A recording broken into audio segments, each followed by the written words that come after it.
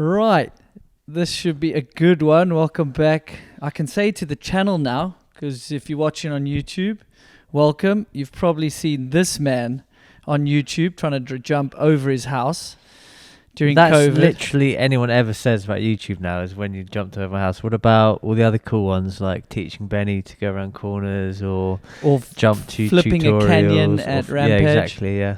So, I mean, the man needs no introduction. We've been mates for far too long. We're like an old married couple at times, but I thought what better place, BRENDOG's lovely home down south in Surrey, to have a catch-up. He's got me over to do the mega avalanche. It's post that. We both feel like we've got altitude sickness getting back into a race of that magnitude. But welcome back to Moving the Needle podcast. You came on, I don't know, I think I might have launched your episode first, I hope. And then you've come back. So this is probably the third time on the channel now, we call it, not just the audio. And you're on YouTube now? We're on YouTube, bro. Nice. So like, subscribe. There, all that stuff. You know a bit about YouTube now. Fortunately or unfortunately?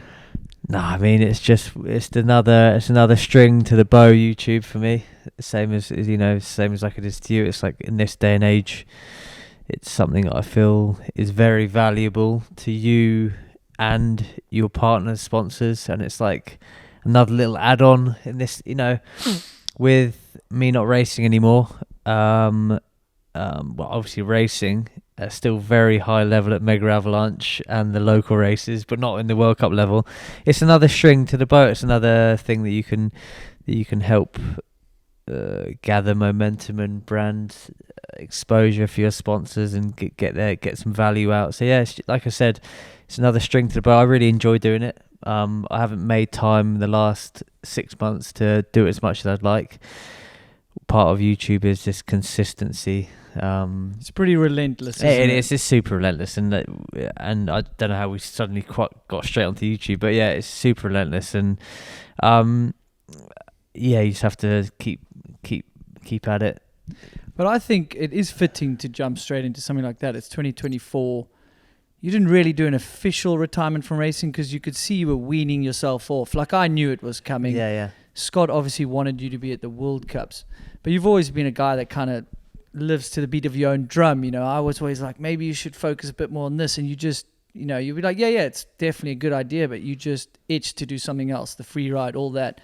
To me, if you do it correctly and you enjoy it, you're sort of taking the power back into your own hands and having your own asset. Like, YouTube is like, okay, well, if Scott doesn't want to do a project or it's not going to fit in, you can do it on your own channel if it's something you want to do, and the power sits with you then. Like someone like Sam Pilgrim kind of can live just off YouTube, it seems, if he needs to or wants to. And so if someone says, go do this, he almost could say, I don't feel like it. I'll just do this. Well,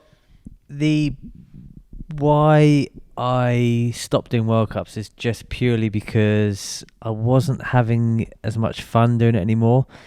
I also felt like I really wasn't bringing value to almost anyone at the end. I felt like I was, not doing a job. I was going there seemingly unprepared compared to any other athlete on the circuit, putting time into downhill runs, the training I should have been doing, because obviously I've been filming this insane movie for the last 2 years, so all my time and effort and any spare time goes into, if not sitting on a digger building a section, then it's sitting on emails or my phone organising a section, organising athletes, filmers, photographers, hotels, flights, excess baggage, blah de blah, getting bikes custom painted, this and the other. So I just wasn't spending time with the training and stuff, therefore going to races unprepared, still having the mindset of when I was decent at races and I could have an average run and get a top 20 or whatever. I was having quite good runs.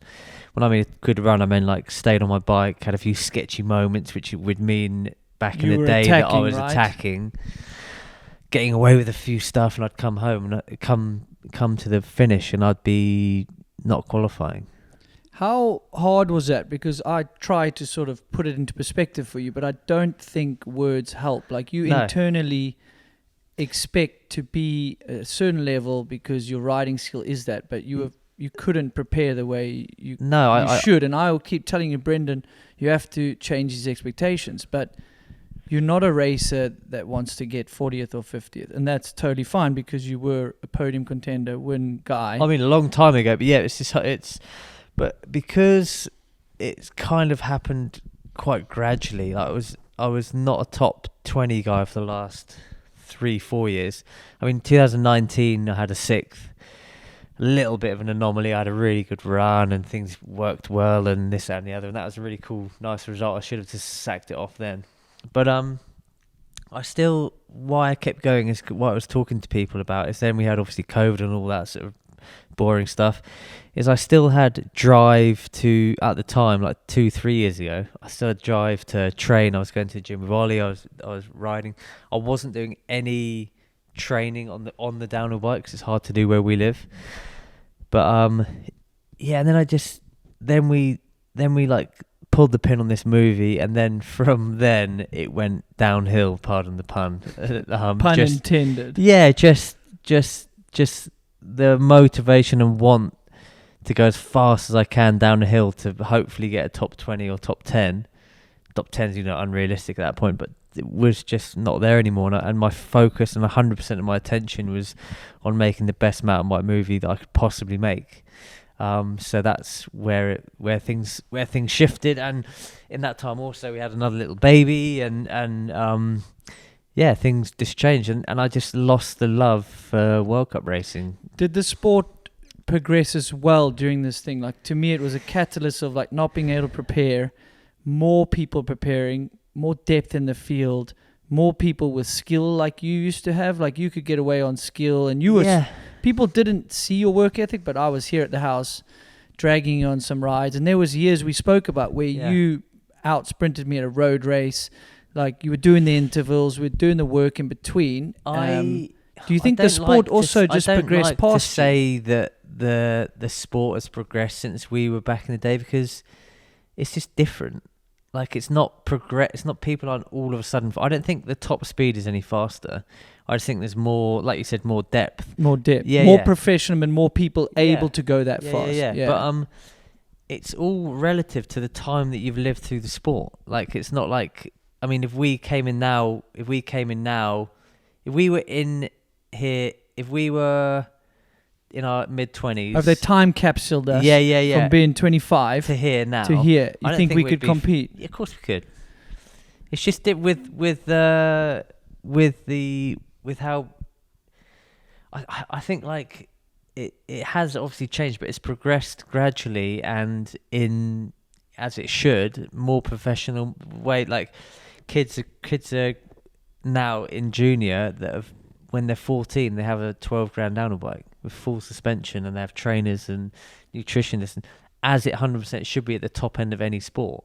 But that's only just come in the last 5 years of these kids that have grown up with pump tracks and bike parks and downhill bikes, or like a bit longer than that. More access to runs and riding, whereas in the past, access was at little races. Access was like pushing up little Surrey Hill trails. Yeah, so it's just like you grow, and if we came up through now, we'd have had that opportunity as well, and we'd have that. So we'd be hopefully the same in the driving range to get on the podium. But yeah, I mean, I've got zero regrets. I watch a race now and think, thank F, I'm not doing it. Likewise. Yeah, I've got so much respect for those guys. I see incredible athletes having incredible runs and getting smoked. And you know how depressing that is. It's tough when you've put the work in, and 100%. It's just so much depth. Like, a little off your game is 23rd. And back in the day, it was 11th. You know, 11th still, your beer tastes pretty good after race, even with 11th in the world. There's no regret. I've got the t-shirt, done it. Had 8 World Cup podiums in my career, which at the time, a few years ago, I wanted to get 10, which would be a nice little round off, but it's completely unachievable. And not having a win with your talent, honestly, and some of those runs you put together, like Schladming, like, I guess maybe being a father helps with, like, what's the difference? Doesn't keep me up at night. I think, honestly, if I'd had 1, 2, let's say I've had 5 wins, I'd still be sitting here in the same position. I really think that. I don't think it would have changed anything at all. So I don't dwell on some of the crashes I've had or some of the training sessions that I've missed and think, shit, I should have done that because I'd have won a race, which maybe I should, but I don't, and I don't think I'd be in any different position. So there is honestly no regrets. I've said that to people, whether I retired at 32 or 35 or whatever, and yeah, the results, maybe people think it's an excuse, but I think if you're able to put things in perspective, if we're 50 and I get to come catch up here, right? We make a deal now. There's no ways we care about the results. We just go, how's the family? You know, what sort of human are you? And it takes a lot of experience and sort of growing older, I think, to feel that way. If we were here at 23, we'd be like, fuck. Of course I want to still win. Of course that means so much to me, you know? Yeah, and I think when you lose that spark, that drive, that ego, it's like, you know, maybe it is time not to race. I think that like one single win at a World Cup, it's cool, but it's like, unless you've done it with no chain or no brakes, or you win by 7-8 seconds in the wet when everyone else is crashing, you know, one of these really cool wins like that, it just gets a bit forgotten about, and well, Warner still brings his up, 96. Brilliant, yeah. Keep regurgitating it, but no, honestly, to answer the question, no regrets. Really content with leaving where I did. Probably should have left a year earlier than I did, but I just wanted. But my sponsors still felt I had value there, just being there, and I was doing some YouTube videos up on and around the races, and and Scott wanted me to actually do excuse me, even this year they asked if I could do a few World Cup races, and I just said, guys, it's not going to work. I'm going to be spending the whole year guilty for not doing the training or the work towards them. I'm going to go to these races and get smoked again, doing even less specific training for the race. And I'm not going to bring any value to it. So I really wanted to not go back. But there is talk of me helping out building a new downhill track next year that might be on the calendar next year. So and would you then maybe I'll come back for his cheeky go and try quali or race or something? Yeah. I don't know. The thing is, when I like, in inverted commas, retired, I didn't tell anyone. I was going to say, you didn't even do a post. No, I didn't tell anyone. What's that all about? Because I wasn't going out on the top. I didn't want to make T-shirts with Brendan's last World Cup on. I just invited Hannah and the two kids over. Were you worried you wouldn't qualify at the last race? No, I was pretty sure that it was going to be tough to qualify. Yeah, but hang on. Let me give you some credit. I don't always like blowing smoke up your ass, but half the reason he retired or had to is this bad boy. I don't know which camera to look at. We're factory. We've got two cameras here. There's one probably. You hold this thing. You should be proud of that. So that is DEATHGRIP 2, the book, the coffee table book. Yeah. That is why you didn't get to prepare for World Cups. That clearly is a passion. No, this is what I feel like how I can bring value back. You know, it's like, but back to retirement.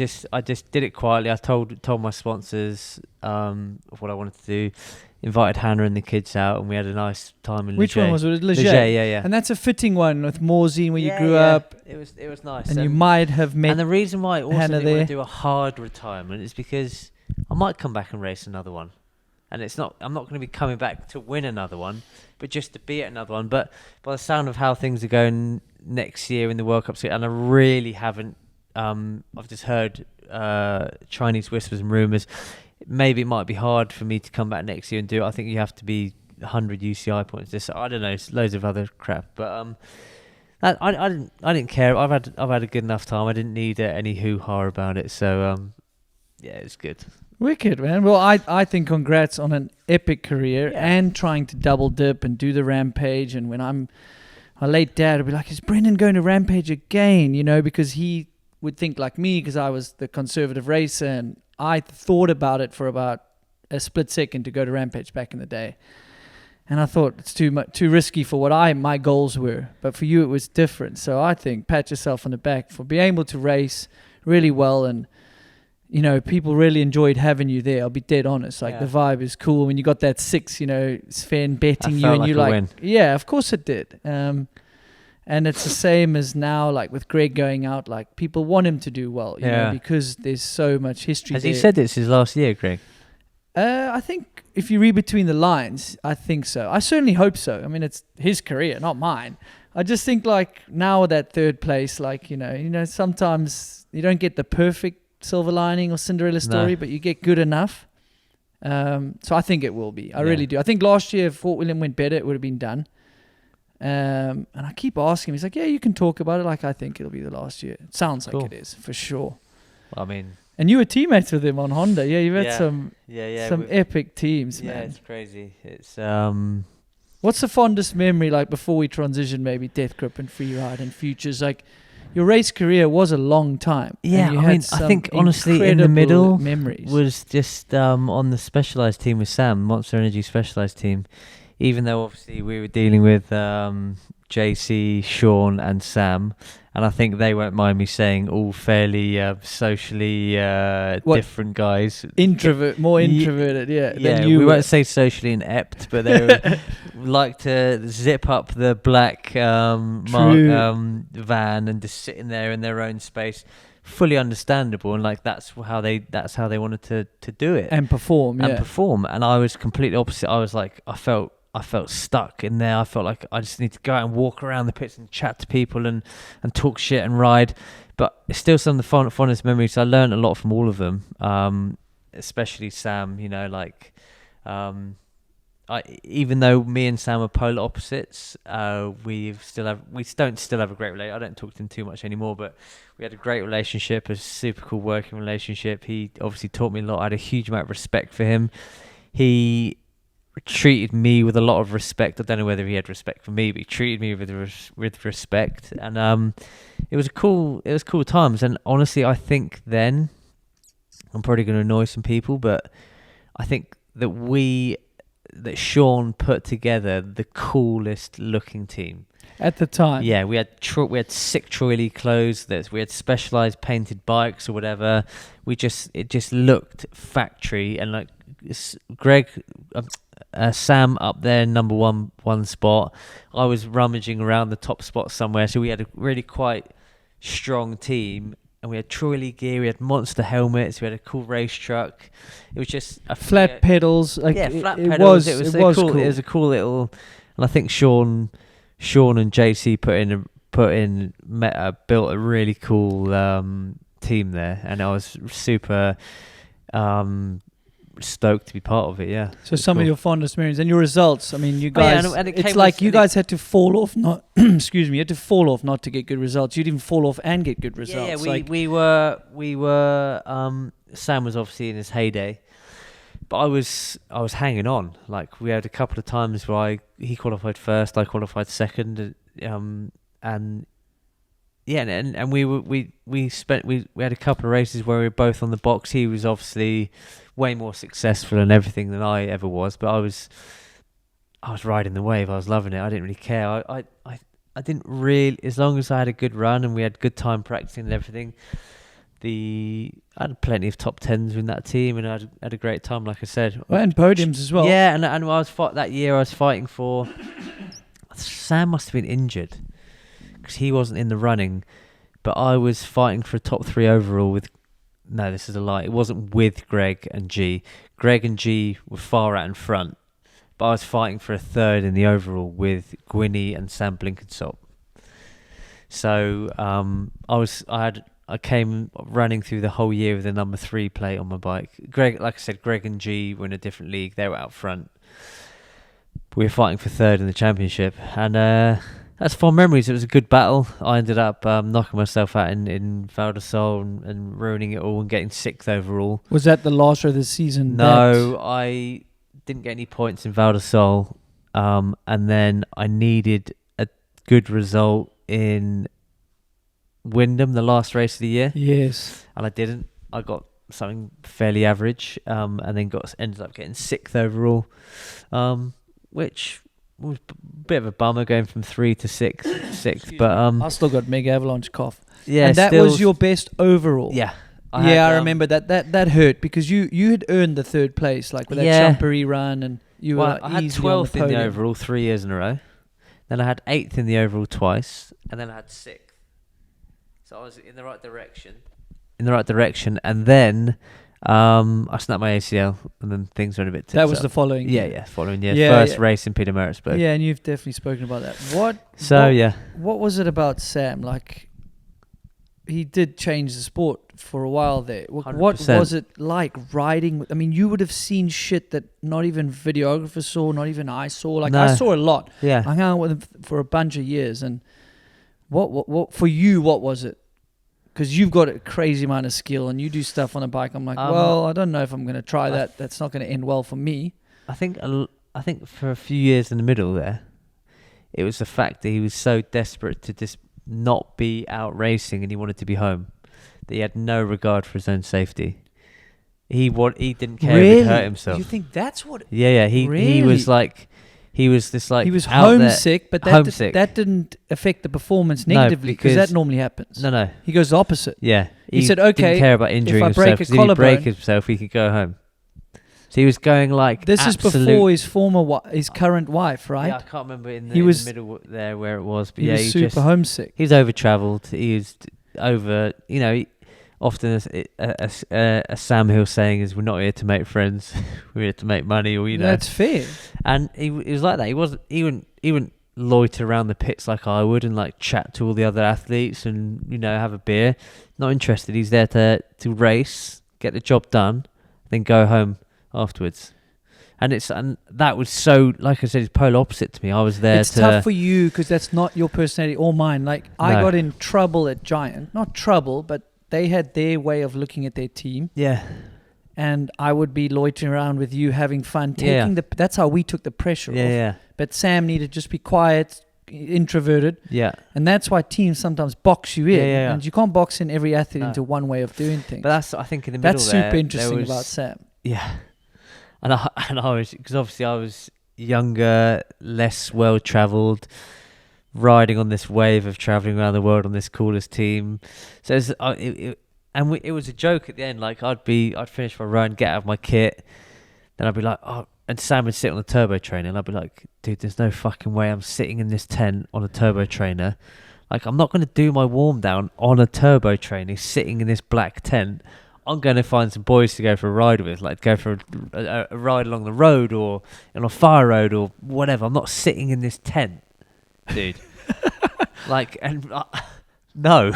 So it'd be a joke, like, and Sam and JC and Sean are really happy and content, just in their own. Yeah, it's cool. And I was not content with that. I wanted to get out there, spread my wings, but which often, when I went out for a spin, it would often end in me like doing cutties somewhere or jumping a jump or like hurting my ankle or something. Or coming back with a flat tire and JC had to fix the rims, like, oh, Brendan. Or like I've pedalled off like too far and then I've got a flat tire 5 miles and I have to walk back 5 miles back, and it's before race day. It didn't happen, but as an example of some things where Sam's done his 20-minute warm down, got off the bike, had some food, he's set.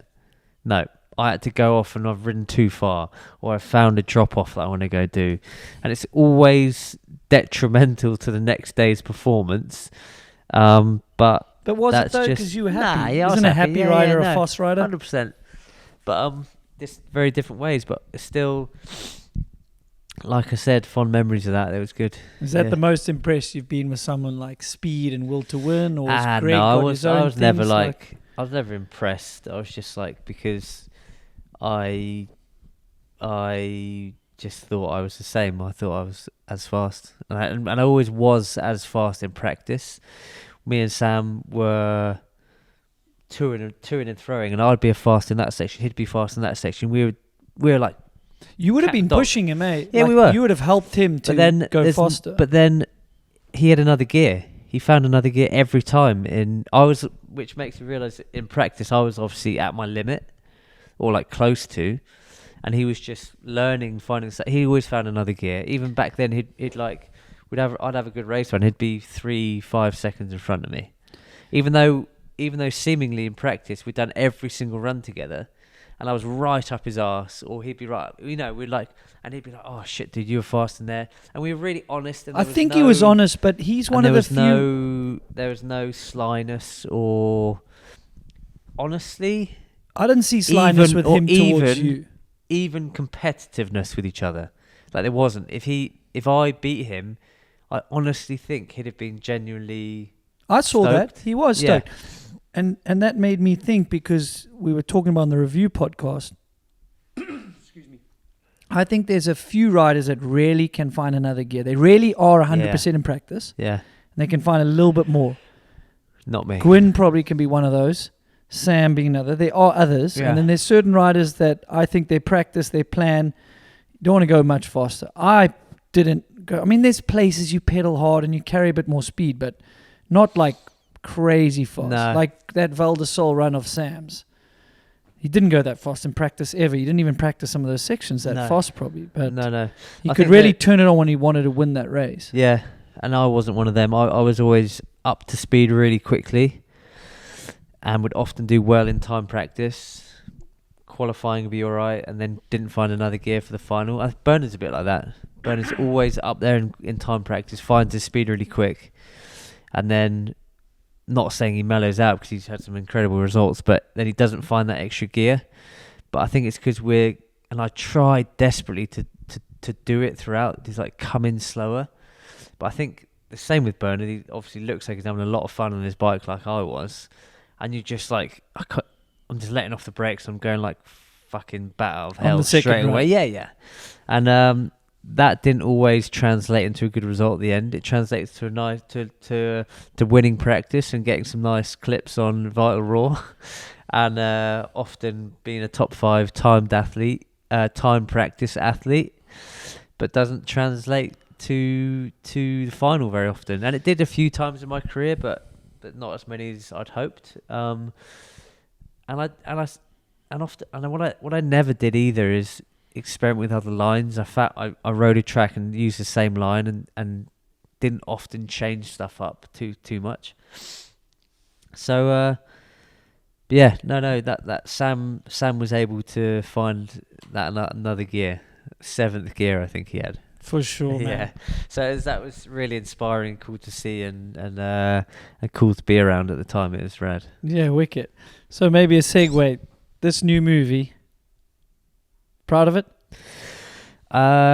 Easily, I hope so. easily along with making two lovely little girls my proudest moment.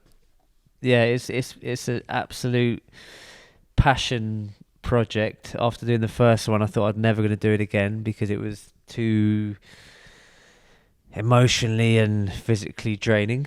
But then we had a nice big gap in the middle of 5 years, and then after 5 years after the first one came out, we decided we're going to attack it again. And it was equally as demanding, and especially in this day and age post-COVID and everything's twice as expensive, athletes seemingly more professional and managed by their teams and schedules and stuff. So organising athletes and teams and athletes in the right time at the right place, and diggers and hotels and flights and all sorts. It was really tough. But yeah, this is I'm pretty proud of this thing. Yeah. So we're at a stage now where it's done. 97% done. Done enough that we've been premiering it. We've done a premiere tour. We're still going with that.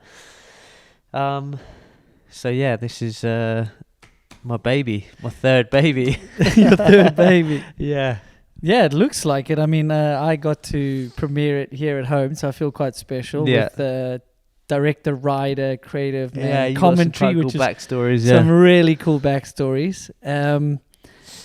Your goal, you had a certain timeline, and that was probably comparing it to the first one, like telling sponsors, okay, this is the goal of when to get it done. This is what we think for budget. Things don't go to plan in life. No. You probably were maybe even surprised. Like you said, there's budgets change, professionalism, getting permission for sites, because you purpose-built basically all the tracks 6 minus out of the like 8. Mexico. Yeah. And so which other one didn't you need to do that much? New Zealand we had built for us. Yeah. 2 Madeiras, New Zealand, South Africa. Can't remember. I was sat in a digger for most of those. Yeah, so people might not know. They're just going to watch the film. They just Yeah. follow you and might not see all your behind the scenes. You physically go out with other guys, Not only that, get it started. You is even sit in I the fly digger. out beforehand and scout the location, make sure Okay. the location has first and foremost has access for machines. Secondly, that the ground is good and we're not getting big machines in to dig in rock, or vice versa, complete beach sand. So stuff can be the ground can be manipulated into nice jumps and turns and this and the other. So I fly in, I take a scout. Secondly, we have to get permissions. Thirdly, we have to figure out first and foremost for budget wise whether what we build can be left there or whether we have to come back and flatten it. So that's a huge part. Like it's not like it's not South one, Africa It's not that a I one helped day you job. with. That has to be thought about in the budget. I can't just spunk all the budget on building it and then think, oh, we need to come back for a machine for another week and destroy this. So all things like that people don't think, and then you have to think that we have to fly machine drivers out there and labourers and pay for their hotels and flights and food. Bro, And what all does this- this film cost? Yeah, I mean, huge amount of money. Like and like I keep saying, it's a passion project. So we've had all my time, Chris Seeger's time, Clay Porter's time, that you could never invoice for, budget for. So I think we've done $1 million film for a quarter of the price. I would agree. So, it's up there with Art of Flight and these. yeah, like and it I honestly is. And And those are $2 million films, Yeah, maybe, yeah. right? Because they threw all the budget at it. So, and I was actually talking to Chris and Clay the other day, and obviously we were moaning about not having enough money for some of the songs that we wanted, and no corners were cut in this whole thing. And I said, okay, so if we'd had $1 million in the Death Grip bank account at the beginning, what would we have changed on this What movie? more could we have What done? more would we have done? What would we have changed? And And we both sat there, all three of us sat there, not really knowing what we could have changed. And I thought that is so fucking cool. yeah, that's We've impressive. made $1 million film for a quarter of the price. So you've run it at cost price. Yeah, we've like, run it at cost price, but that's only because of the passion and amazing sponsors behind us that have backed us, and asking for, and that's because I've asked for more money than I've ever asked for my sponsors 2 years ago, and I've said, look, you might get you're going to get a product, you're going to get a feature-length film which is going to be streamed all over the world in 2 years' time. As a 21-year-old athlete, or as a 21-year-old newcomer to the sport, or whatever, no sponsor is going to trust you giving you that money, and then you get something in 2 years' time. Because in this day and age, you want to pick these sponsors, and people want to give you 10 grand, and they want a product in 2 weeks, a month's time, with 4 Instagram reel deliverables that sits on Pinkbike or whatever website for a day, if you're lucky at the top. And that's if you're lucky. If Very you've done lucky, something yeah. cool, you have one at the top for a day. And then it's sifted down and it's got 30,000 views and it's gone. And it's like, that is exactly the polar opposite of what I want. I want something that's got a long shelf life that people can keep revisiting on, whether it's Netflix or Amazon Prime or wherever platform it sits on. They can get back from work, school, riding, and just chuck it on and relive it, and I think what is not vain's completely the wrong word, but I've watched this film maybe 10 times now in cinemas, and me and Seeger the other day we sat in Innsbruck and we were sat on the stairs drinking a beer, about to watch the movie again, and I nudged him and I was like, dude, I'm actually like excited to watch this again. And I was just like, that's so cool. weird. I was like, and throughout the whole thing, I'm like noticing different things. Because don't forget, I've built most of the sections, and I've obviously ridden in all the sections. But then I put that completely in Chris and Clay's hands. They interpret it in their own way, with their own music and their own editing style and their own sound design and color correction, everything. So it's like they're polishing what we've done in their own way, and it's super exciting and cool to see. So So I'm noticing new bits even after my 10th But time that's watching what it. I said. I said Yeah. I actually can't wait to watch it again because I know I'm going to notice new Yeah, yeah, angles and new things because in this day and age, you've added racing drone. Yeah. You've added GoPro's quality is insane. Yeah. You use a lot of GoPro. And Yeah, normally yeah, it's we like use a lot of POV, GoPro, like I don't want to watch POV. But in this case, because you're doing with a bunch of riders, I got to watch this again, Bren. Yeah. And because because I know I'm going to notice more. And you were going, hey, check Finn there on that jump because you've added this new crop of riders, which are just, they've still got some shelf life to go. And I mean, come on, we've had Finn, Luca, Amory, Marine Valley, all back on form. Jackson's actually the anomaly here, but all of those 5 riders have been in the top 2 or top 3. Yeah, and they're all back World on Cups form. this Yeah, year, that's really cool. Yeah. So just out of those World Cup riders that we had, all super stoked and excited to be part of the movie, are performing at absolutely the highest level that they've ever performed, even. So to have them in the movie and be stoked on it and be part of it was super cool. And yeah, there's like I said, it's something that we're all super proud of. It's hopefully, we keep saying it, but within the next short period of time, it's going to be on a platform where everyone can enjoy it for free or like at their own time and whenever without going to a cinema. But I suggest going to a premiere if you can because you're going to see it on a big screen. I love the cinema vibe, and we've had a few options where people are like, can we premiere the movie? Want to do like an outdoor cinema or this and the other? No fucking way you playing this thing outdoors. I don't. Oh, because of the lighting or what? I don't want the people standing, lingering, drinking beers, talking to their mates while this is playing. You have to be sat in your seat with popcorn and a beer, and you have to enjoy it for what it is. Maybe in a month, 6 months time, when more people have seen it, we might do a couple of outdoor screenings where people are lingering. But this, I want people to be sat in a seat.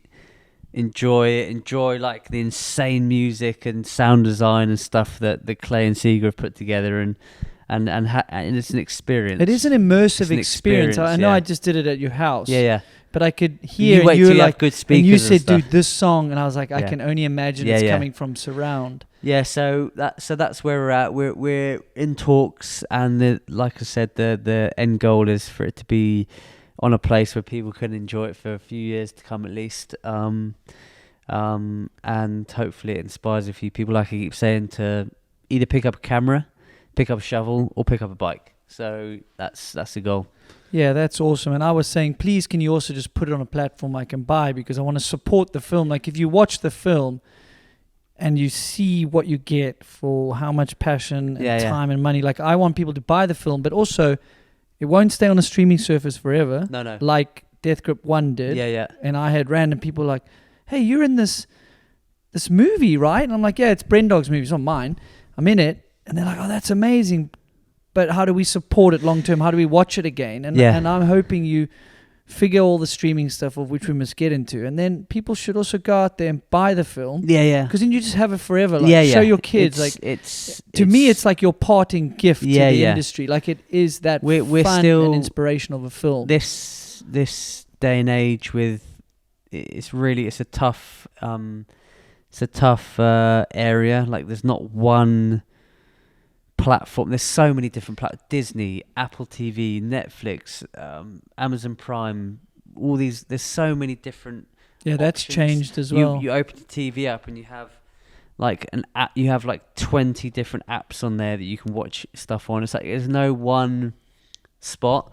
So what I've said to the boys, I've said, let's just pick one. And then it's all about, it doesn't matter where it lives, as long as we can market it where it is so everyone knows where it is, then that's fine. But we're in talks at the minute. It's a really tough one. All these distribution companies want way too much money to distribute it because they're, it's a weird place we're living in. But we're working on it, and it's going to be somewhere cool. And maybe that we pull on that string, just because it went on Netflix once. Yeah. Doesn't mean you have a contact person at Netflix. It needs to go through a distribution company which might have a contact, which might watch the film, Yep. which then would consider it. And then they all going to negotiate, and everyone wants a piece of the Yeah, pie. yeah, and the distribution you don't have the company- budget to pay them some No. stupid amount just to get it on a streaming platform. And the distribution company that we used before, which were great, have gone under, and it's not the place that we can go again. And there's other ones out there, but just none of them suit what we want or suit our needs. So yeah, we're sitting on something pretty cool, which why we're going to still within this premiere tour, get it out there. But then yeah, obviously the long goal is to get it on an Amazon Prime or Netflix. How many flights do you think you took? Well, honestly, we had 4 missed locations. That's 8 flights alone for no reason. When you say missed, you went out there to scout. One was Sri Lanka. They didn't work. One was Sri Lanka. That was a crazy one. Like we had a friend that owns like a boutique hotel there, and he's got some land there, and his kids ride, and he's super nice guy, helped us out a lot. And he's like, look, we've got this area, showed me pictures, had someone out there fly a drone around his property to show me the ridgeline that we could build on, this and the other. I was getting the guys to like dig their feet in the dirt and then show me what it was like. And then he's like, yeah, there is one catalyst, which is the road in and out has had a landslide on it 5 years ago, so the access is tough. So it took me an hour to get there in a 4-wheel drive at like 5 miles an hour. Switch down an old rock road, which getting a machine in down that road would be, you couldn't do it. So we relied on this other access road, which is like a 1.5k fire road that had a landslide on it. So I was like, okay, we'll put 2 days aside with 2 machines, and we'll reinstate your road to the hotel, which would also mean that local villages would have an easier way into the tea plantations, and it'd be a really cool thing to do, not only benefiting us, but benefiting the town below, in the villagers and the workers in the tea plantations, at Lipton tea plantations. It would help a lot of people out. So it's something I really wanted to do, but I wasn't willing to book machines, fly us all over there with no intel, and I just had a feeling. So I was like, I'm gonna have to fly over there. So I did a 24-hour Sri Lanka mission, which is from UK 11-hour flight.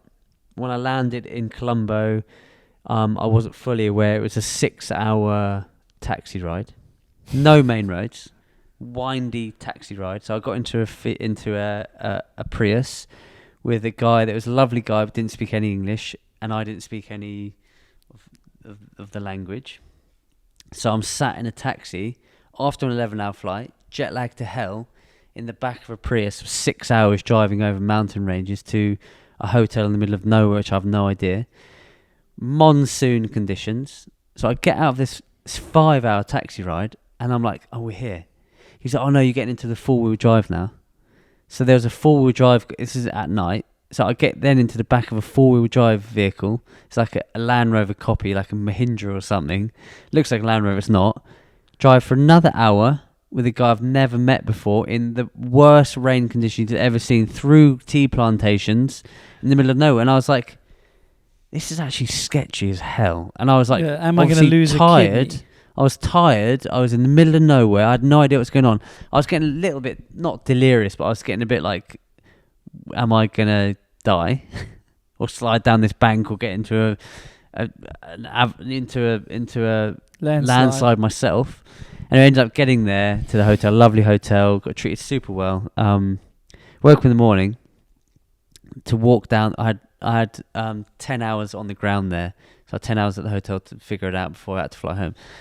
Got out, started walking down this 1.5 kilometer fire road that had been landslide. Got 45 minutes into the walk, figured out it's a bit more than 1.5 kilometers. Secondly, I was like, this is not 2 days work with 2 machines. It's probably 2 weeks work with big machines. This is a huge job on. So within 45 minutes of being on location, bearing in mind I've had probably a 20-hour travel, sleep, woke up, 45 minutes in, I knew this was completely unfeasible. So like, I was completely and utterly gutted. I looked down and I had leeches all over my shins and my feet and stuff, and I was just like, and it's monsoon rain. It's not like Sri Lanka. Normally it's lovely hot weather, but I was just like depressed. I was like, we need this for the last section of the movie. Like, I'm putting all my eggs in this basket. It hasn't worked. Now I have to get in a taxi again. I have to do another hour bumpy forward drive, and then another 5 hour taxi, fly home, and then fly home. Depressed. All on DEATHGRIP's money. Yeah. Huge waste of money. No one else is paying for it. Like, it's coming out. That was the money budget. for an actual location. That was money for diggers. That was money for flights. That was money for songs. That was money for everything. It's just like, it's a waste, and it's a huge bummer. So, long story short, these locations didn't. We had another lead mine that we wanted to film at in South Wales. But for context, I was chatting to you on and off. How are things going? Like, I'm super curious and interested. Yeah, right? yeah. Like, where are you going to film? Like, I'm not going to tell anyone. So you were telling me everything.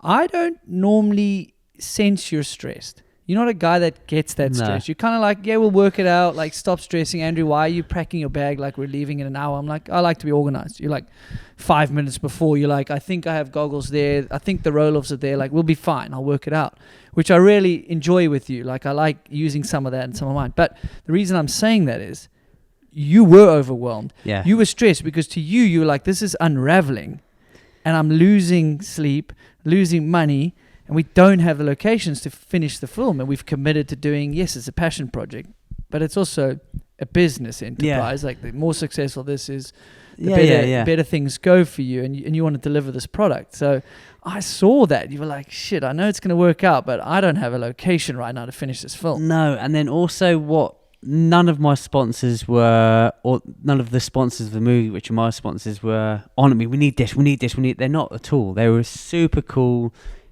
Stoked on it, understanding, but I still had the pressure of needing to deliver something and wanting to deliver something the best we possibly could, and time was running out, money was running out, my options were running out. It was just, I was losing a hell of a lot of sleep over, which in hindsight I shouldn't have been. It's not the end of the world, but it just, at the time, like, it was gathering up and being a real pain in the ass. But so these all fell through, but then luckily we spoke to John Fernandez from Madeira. And this was my last option because we've revisited Madeira so many times. It's delivered every single time. And we've had such good memories and times are there. And I didn't want to overuse it, but it's my last option. So I phoned John. John obviously came back a week later with amazing drone footage, permissions this area, where we ended up flying out the next week with the boys, Duran, Matt Rowe, Laurie, myself, and built, in my opinion, the last section of the movie, one of the best sections of the movie. I didn't notice it was Madeira again. Yeah, exactly. Like, I know it's Madeira, but like, it's Finn, it's Chaos, and it's you, that one. And it's deliberately in the movie. The first Madeira section is number 2 in the movie. Yeah. And the last section is number 8 in the movie. So they're deliberately spread out far apart. Yeah. So after, even if you did notice Madeira, by the time you've watched section 8, you've seen 5 other sections in the middle. I've forgotten already. Exactly. I'm used to it. So that was a complete deliberate thing. Reel. And what we built was very different, and the athletes we had for the last section to the first Madeira is very different. But again, Madeira delivered. It's probably one of my favourite sections, both because of how emotionally draining it was to get to that point. And don't forget, Finn stepped in last minute. We'd wanted Finn on the project for a long time, and it just never came to fruition. Cade, last minute, snapped his ACL, had a knee surgery. The last section was supposed to be Cade and Chaos. True. And you lost Cammy as well. And we lost Cammy in the middle, so Marine stepped in. And that was great, yeah. So all these things that were adding to my stress levels, also how hard Cade is to communicate with, up to 2 weeks before I was like, are you doing it? And this Finn is just, I absolutely loved working with him. He was just like consummate professional, and he has a good time. Incredible professional. Absolutely killed it beyond belief. The poor guy got food poisoning or bug when he was out there, so he was on 60% but riding 110%. He was just he finished shooting, he'd have to put his bike down and just sit on the floor, lie down. And just couldn't eat, couldn't drink. shame, man. But he was just- pushed through. Oh, dude, he pushed, and like the dynamic was so cool. Chaos, complete free rider, big baggy jeans, big 360s, backflips, all this. Finn, absolutely top of his racing game, fighting for number ones. I didn't realise that they used to race together. They were the same age, True. 24. Oh, they're similar Then the ages. same age. They're only racing with- 24. Yeah. Finn And then you seems got like he's been me, around old- well, he the has old- been around for a long The time. old prick, like not really knowing what I'm doing, half racer, half free rider, trying to do some films as well. In a Full-time dad. yeah, exactly. In a completely different era and time of my life to them, and we just had the best time. We had the best time, and everything went really well. Like a couple of things we built didn't work, but no one's ever going to know about that because True. you're not going to know. Finn got that bug, which slowed him down, but slowed him down. When I say slowed him down, it didn't slow him down physically. It didn't slow him down on field. He pushed hard, but it just made it very hard for him. So yeah, that was a really cool thing that we all got done in the end. It was cool. You want to check? No, all good. Do you know what comes to mind? There's a section where you mentioned, watch. I had to cut myself out. This jump yeah, just we're didn't bringing that up, are we? for sure. But the reason I think it's quite fitting is you're talking about Finn, 24, fighting for wins, Yeah. Chaos transitioning. He's kind of the new free rider. Yeah, Him he and is, Cade, it's like yeah. they raced at a high level, but they just couldn't keep focused on racing. And Yeah. they got this itch. They're kind of like the next generation. And to me, it's the last section.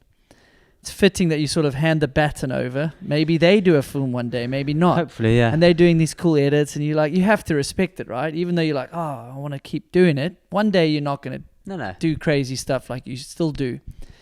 And you're having to cut yourself out of this one scene because you just didn't gel with a jump. And that happens. The best riders in the world just are not comfortable on a certain angle jump. Yeah. But they are. And No, either no. they the next gen. And that's the last section. It's almost like, okay, maybe it is time to just Yeah. go, you know No, what, I mic drop. There it is. And I do think over that to you boys I was now. only just hanging on by the skin of my teeth the whole way through the movie, like With some of these riders. yeah. Yeah. Yes, Madeira, for example, last Madeira, Amory in South Africa. Obviously, he's top of his game, how fast he was going, and this, that, and the other. But yeah, there was a jump in Madeira where, luckily, we built 3 tracks in Madeira for that section, and we each took turns leading it, and we swapped the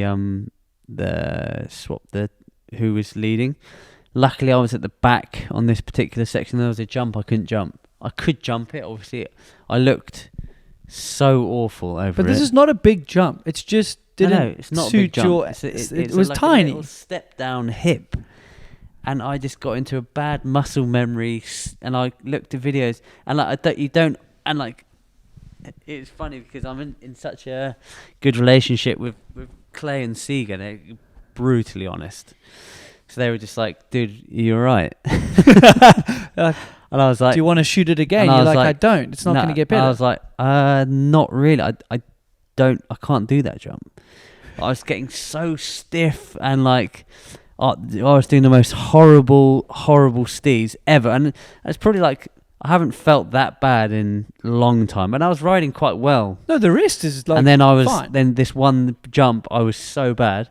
Luckily, like I said, I was at the back of the pack, so in all the edits which you'll see now, it's like some like Finn cranking this big old whip like scrub. Chaos second, he was up there, had big scrub leg dangler. Then I was sort of at the back like Steve Peating it, you just see Brent's front wheel try to come in frame, and then it's done. Then luckily, So only because we tell you, will yeah, you notice you'll it. But see, I think it's people funny. know it now. But luckily, like I said again, I was at the back, so I could just be cut out of the shot. So those two crank sick whips, and then I'm at the back. Like, as my front wheel comes into shot, cut.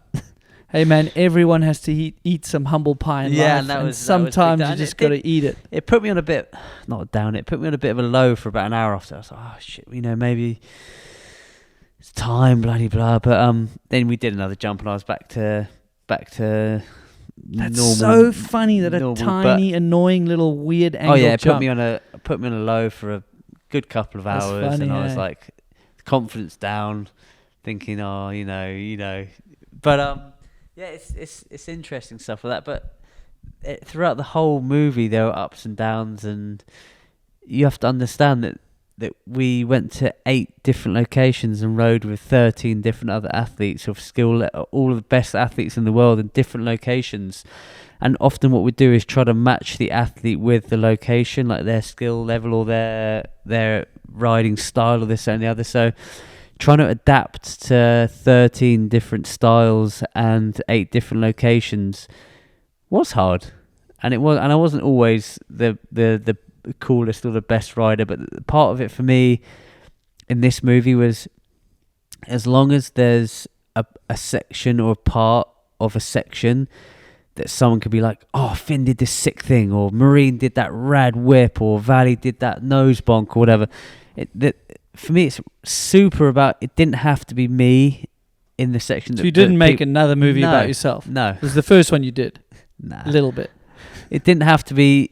It was just as long as there was a memorable part of a section that would influence someone or that people would remember. Yeah, that and was like inspire job done. people. Inspire Remember, people. I was like, that jump's pretty big that Yeah. Marine and Valley did. Yeah, You yeah. could see how stoked you all were. Yeah, it was a huge. And that's on a different scale. That's what happens Yeah, day I mean, to day. Like, people are stoked and pull their buddies over a jump, and that when they we can were all doing relate to that. it was insane. Like we were all so nervous. I was so nervous for them to do it. We're at the top, and I'm militant with GoPros. I'm good at it. I'm turn it on, turn it off. I'm good with settings. I'm good with it. I was at the top, so scared for them both doing this jump. I forgot to turn Valley's GoPro on, and they only did it once, that jump. So Valley doesn't have a GoPro clip of her doing that jump, which we don't have in the thing. Like, because I cocked it up. That's also ironic. Yeah, I cocked it up. Yeah, but you were nervous and for them, and then you don't want them to crash, and they got it like the race. was the season end of the coming shoot, up. and I planned the shoot out for them, and I showed them all everything what we wanted to get done in the week. This being the icing on the cake, this being the cherry on top, and they were both like, "Oh, okay, yeah, maybe." And I was like, "Look, it'd be really sick if we do it. Let's just get our rest of our work done and make this the last thing." The last morning, we had a really good morning. We went back for lunch, sat down, and I could see like everyone was sitting a bit too content and stoked and like, we've done it. And I was thinking, no, we haven't, guys. We haven't done it. I'm dragging you over this. There's jump. another jump we've got to do. And Valley and Marie were both like, it's a bit rainy, or it might be a bit windy. Guys, we're going to go try this. And then there's obviously they're like 1 or 2 in the world at the time. So they worked really well together, but there's obviously a little bit of competitiveness between them. So I dragged them back up there, and then this huge jump, and then I obviously went through, jumped it first so they could see it and get comfortable. Then I dragged them. Then the push up was quite shit as well. So we'd push up, I'd get to the top, and Marine would be halfway up, and Valley would be at the top, and Valley would be like, "Can I follow you in?" And I'd be like, "We're not going to wait for Marine." And then she'd be like, "No." She didn't say no, but I'd be like, so then me and Valley would go, and then Valley would jump the big one before the big one, did it obviously perfectly, and then so I'd run back up to the top, and then I'd have to do the same thing with Marine. Yeah. So I'm running up this hill like absolutely shattered beyond belief after a week of filming as well, and then I'm trying to get these 2 girls over the big jump before it gets too dark, and then I get to the top, then run Marine into the jump. They both obviously kill it. They're both more than capable of doing it without me, but it just is a bit of confidence for them. Next thing you know, we're all at the top, and 3 of us together, and I'm just like, should we do it? And they're both just like, yeah, fuck it, let's do it. So then this is when I forgot to turn Valley's GoPro on, so I'm just a bit nervous. You're like, okay, I don't want to ruin this moment. Let's go. I don't want them to doubt so I it. forget to turn Valley's GoPro on. Marine hasn't even got GoPro on because we've run up there and it's so late in the day and it's the last day and it's raining and this, that and the other, but we're desperate to get it. So there's no drone shots of it. There's just Clay and Seeger setting up on sticks on the cameras. So it's like it's not documented as well as we wanted. But I lead, and Valley goes second, and then Marine third, and they train through without even testing the last jump. We all jump it in a train, and it was just like such a sick moment. We all just hugged at the end, and it was just like, job done. Everyone such safe, a good feeling, huh? Huge jump. Everything had just worked so well, and we're buzzing, super buzzing, and That's cool. they absolutely killed it. they rode and worked so hard, and we had shit conditions: rain, wind, cold, tough tracks to ride. Yeah, they just absolutely killed it. It's really one of my favourite sections to film, actually. Yeah, I really cool, enjoyed that section. Like you Yeah. said, it really worked with their races. Yeah. And pushing like women's And honestly, to downhill butt in a racing. bit, to finish that section on that high was just like so sick with them jumping it, and like that was like the last piece to the puzzle that I wanted for us to get done. So we filmed everything we needed and wanted. So it was just like, yeah, so good. Yeah, that's awesome. Well, I was going to say, it was a fitting section. Like, it's racing, it's through the trees, it shows speed, but then it also shows a progression, like doing the jump with them. So, yeah, I really enjoyed that. But the music, I don't want to not touch on that. There's like a really old song my late dad loved, Dire Straits. You happen to, I mean, this is big time. Yeah, and then also, I think, Pendulum in the beginning. Yeah, we had So, we've what got do some we, big ones, what do yeah. these things cost? Like, it's impressive bands and music to get all in a of our music has cost about £45,000. Whew. Yeah. Yeah, that's altogether. meaty. Yeah. That's super So, meaty. But you also have to appreciate. And then you can use it anytime. You still remember songs from Sprung videos or Earth 100%. videos. Or It's so important. back in the day, it's super important. Almost more important than the riding. Some of my playlists are riding. Yeah, you discover music that way, and you associate a time in your life. And Yeah, it's so super cool. That was a huge part, and picking music was hard. And we obviously everyone doesn't have the same taste for everything, so you have to have it quite an eclectic mix. But we just picked stuff that we wanted, and we felt fitted what we were riding or who we were riding with. And yeah, but we got Dire Straits to the last one. That's because we went on holiday to Madeira in November last year, and every day in Madeira you finish your ride and you have a few beers and you drive back to the hotel, and we were playing Dire Straits came on, and we were just raving in the van, screaming okay, it. so you had that. So I had connection. that like connection with it, and then when we went out to film, like we had a good evening and we had a few beers afterwards with Clay, Seeger, Finn, and that, and I was like, boys, what do you think of this? Cranked it up, and that song builds so fucking cool, and we were all just in the van like really on a buzz, and I said to Clay and Seeger, I was like, let's try to get this song, and so we got it. But that's dangerous, because if they say, well, we want $100,000, and you've attached to the song, you're like, now I gotta rethink. So then I bet you Clay's already like thinking about 100%, that song, how he edits. And also you have to understand that you don't just go to one person and ask for the rights. You have to go through their producers, and you have to go through rights for this, rights for that. Then if it gets that far, it gets to the actual. But I don't know that we have a music. Can't remember what they're called. Really sorry. What? Lady that helped us out with all music supervisor. There we go. Thanks, Doug. That's helped us out with all that. It's not something that we have bandwidth for or knowledge for. So we have a music supervisor, and she sorts all that out. But I ignorantly didn't think it was as hard. You know, you have a band that has like two. It's like Beyonce and J-Lo, whatever, something like that. So you got those two artists, but then their production teams, and then their managers, and it's like it fans out. So you have to tick so many boxes to get some songs. Some are more expensive than others, which you wouldn't think are expensive. Blah de blah. But yeah, we got it. And we are so sad. And it's cool. One of the last songs of the movie, and it's just like, and the way Clay's edited it up to like when the beat drops, it's just really. But it's fitting because special. That's an old song. Like people might be like, "Wow, you guys are showing your age, like liking Dire Straits." But that is a song ahead of its time. Yeah. And you're an old guy on the way out using an old song, but it's got modern beat. Like, I like it. I really do. Yeah. And then we did have a song for New Zealand, which we had the Outfield, Our Love, which is a song I've been listening to for years. That I was desperate to get in a movie. And then it was a really Marmite song. Like Clay hated it. A few of our other friends hated it. Me and Seeger loved it.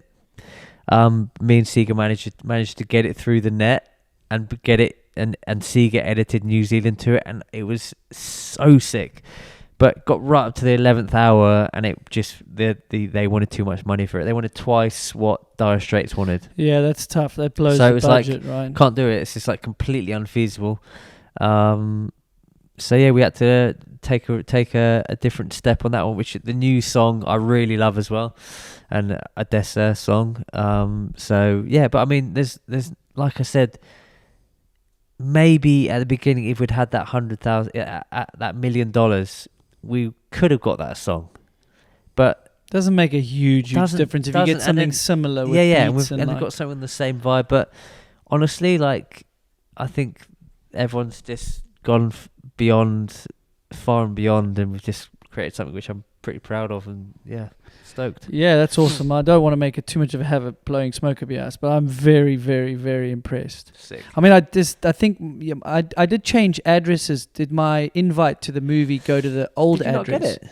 Yeah, I didn't. I was in the first one, but I don't understand why I didn't have like a cameo that's a shame, appearance. because maybe it went into your junk mail. Yeah. I moved houses. Maybe That must be. It must be the invite. Must be your old house. Yeah, the post office in South so Africa. maybe DEATHGRIP 3 we might do it when we're all little on cameo appearance. when we're all on urban e-bikes. Yeah, urban e-bikes. But on that note, I managed to smoke you at Mega Avalanche. Maybe your derailleur fell off. Maybe it didn't. Watch the Scott video. Maybe as we wind this down, we've got adult things to do pretty soon. Yeah. What does the future look like? What is it like racing again, or doing an odd, crazy mass start race? You know, what does the future maybe hold for BRENDOG? I don't know. I think the future's bright. I'm at the minute. I'll use a word which I'm content. I am at a hectic point in my life where I have 2 young kids, where I don't feel like I have time to ride as much as I want to right at this minute, but this is short-lived. But we have some cool projects coming up. We've just done Mega Avalanche, which we did for Scott for this new Ransom bike, so 170mm bike. Cool excuse to get you out, get the boys out, do this cool race, biggest mass start race in the world. Super famous, which was amazing. We've got filming for the new Scott downhill bike. We've got Rampage coming at the end of the year. Rampage again? Yeah, Rampage again. Locked in? Well, unfortunately, if you get top 8 or top 6, you get an automatic invite back to the next one, to the next round. And like I said, I keep saying, it's like I want to focus on things that I can bring value to, both bring value for my brand and for the brands that I work with. So that's the most important thing. And the idea was to focus a bit more on YouTube this year, which I managed to at the beginning of the year. Then the movie overtook that in the middle of the year. Yeah. But the aim is to get back on it and do some funny YouTube content, which I love doing. You know, like jumping over canyons that are via roads that are unfeasible. You know, hanging around with the boys and doing funny stuff. I really enjoy doing that for YouTube, because it's in my own time. It's in my own, you know, I find it really fun. So yeah, doing projects like that with it. The aim was to do Trans Madeira, but that didn't come to fruition. But hopefully, maybe in September we can go do that, or definitely next year. Yeah, no, it's all hands on deck at the minute. Just filming cool little edits, helping out where I can, bringing value where I can, and yeah. I quite like the Mega Avalanche. Was obviously you need to maybe do a bit more prep, and it's a race, and you're like, oh, I don't want to stress about a race, but to tell the story of a race to help other people like prepare for it. Yeah. I like that. Like, I've got a few ideas. I'll let you know. Like, maybe doing some of these more exotic races, because we never were allowed to do them. No, we'll have chance. Didn't have the bandwidth. Yeah. Couldn't train for them. If we go and get hurt doing something like that, everyone's like, well, you shouldn't have been there. Yeah. I mean, that's easiest after if you get hurt. When you do well, they're like, oh, cool, you went to another race. Like, cool. So I'm damned if I do, damned if I don't. So where do you see, like, your, maybe not legacy, but like maybe what you want to be known for? Like, if we like fast forward 20 years, we have another catch because up. Especially in this day and age, like as we've said, I've had 8 World Cup podiums. I've had a lot of success of racing. I started a YouTube channel. I've made this cool movie. Kids still come up to me in the bike park and just say, oh, I love the video of you jumping halfway over your house. So like, we're talking about like where you want people to see you in the future is very hard, because everything's so in the moment, and like you're only remembered for the last thing you've just done. new kids come up, didn't even know. Benny, for example, a film I've been working with for 2 years, started working with him in lockdown. He didn't know I've done World Cups for 15 years. He didn't know he didn't know what Rampage was. All he knew was YouTube and what I'd done what I'd done with him in YouTube. Obviously, he learned about everything and now works in the industry a lot. But it's like, it's so. What you've done in the past is the shelf life is not. Yeah, I mean, eventually in 100 years, like, you're not really going to be. Like, you're just an ant floating around this huge ball. So I think it's super important to not dwell too much on what you've done in the past. And obviously, saying that, like, what I've done here is the opposite. I want this to be sit on a shelf for a long time and have some shelf life. But I don't expect it to have a 10-year shelf life. Hopefully it's got a 5-year shelf life and people can still talk about, I loved that section 5 years ago. But the problem is like, athletes change, bikes change. We'll probably be on 36-inch wheels in 10 years' time. And, like, it's just, I think just got to keep being humble and just moving forward and just not, just keep moving with the times. Fair enough. And you probably haven't at the time, like, yes, you stopped racing World Cups. Like, I stopped and just, like, could reflect. Do you know what fulfills you? Have you stopped to reflect what fulfills you in this industry and bikes? Or is it maybe a little bit early, like maybe in a year's time we catch and be like, okay, I've slowed down a bit. Yeah, this is what gets me out of bed in the morning. This is what like makes me happy. Not short-term happy, like long-term. Yeah, I don't know. Not fully. Like we've started like a development team. We're helping out 5 riders along with MB Cycling, the bike shop. Oh, cool. Yeah. So myself, Ben Marks and Francie, a lot of my sponsors have chipped in with products and parts, and we're helping out 5 riders, and that's not to get them on World Cup podiums. That's just to like stoke them out, help out a little bit. Hopefully they can buzz off it and get some cool YouTube or Instagram videos or win their local races or whatever. It's just giving back a little bit, get the name out there, get them excited, and build the bike shop and build the brand. Yeah, I like that. I think that's a fitting way to maybe wrap it up. Yeah. So that's the plan, but with there's lots more in the pipeline. But yeah, this is for the moment. I'll just harp on about this a bit more. So your Instagram is probably the best place to follow where premieres are happening. Yep. If and when, or not if, when you get streaming and, or selling the film. DEATHGRIP2.com. Okay. We're literally about to launch a website. We'll put that in the description. Where you can see all of the premiere tours and buy tickets to them. You can also buy DEATHGRIP2 merch. We've got hoodies and t-shirts that you can buy to support the movie. And the YouTube is your YouTube, which, like you say, now you got capacity. You start my YouTube is slow going, but I always updating stuff every now and again. But yeah, the new house is a little high to jump, so hopefully he's not going to jump the new house. Yeah, we won't be jumping this one. Slates on this too expensive. Yeah, you've earned it. So, guys, thanks for tuning in. Make sure you follow along. Make sure you buy the film when it comes out and stream it and tell your mates. I do think it's inspiring. Yeah. Enough blowing Thank smoke you. up this damn guys. And coming from you, I do appreciate that. But I am true. I'm authentically true. Like I've been doing this a long time, riding projects. I'm really thankful. I don't watch a million mountain bike videos in my spare time. I don't think you do either. No, you watch other sports for inspiration. I'm watching that again. Yeah, I can't wait to show my brother and watch it with him. Because, sick.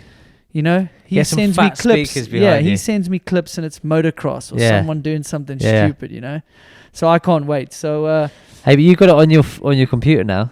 Maybe. So if that goes anywhere, I know where it's gone. I'll just put a link in the description. Whoever's got highest bidder gets a copy of DEATHGRIP 2 if we don't get it. Maybe that's the new business model.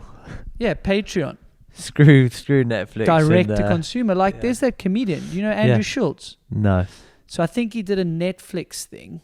And I don't know the full context if they were like, no, you're going to get cancelled if you say that. And he's like, right, I'll just self-produce, release it, launched the website, went on podcast tours like YouTube. He said, okay, I'll take it back. I'll put it on my YouTube and people can pay for it. Made way more money than his Netflix contract. I follow him along. I'm like, I bought it and watched it. It was cool, like a special, But yeah, if you're not subscribed to Brendan's channel, that's a bit Or silly. yours. And mine. Yeah, Moving the Needle podcast, or you are watching it. Yeah, give us some love. Hit up in the comments. Send some questions or some guest recommendations. Till the next one. Peace.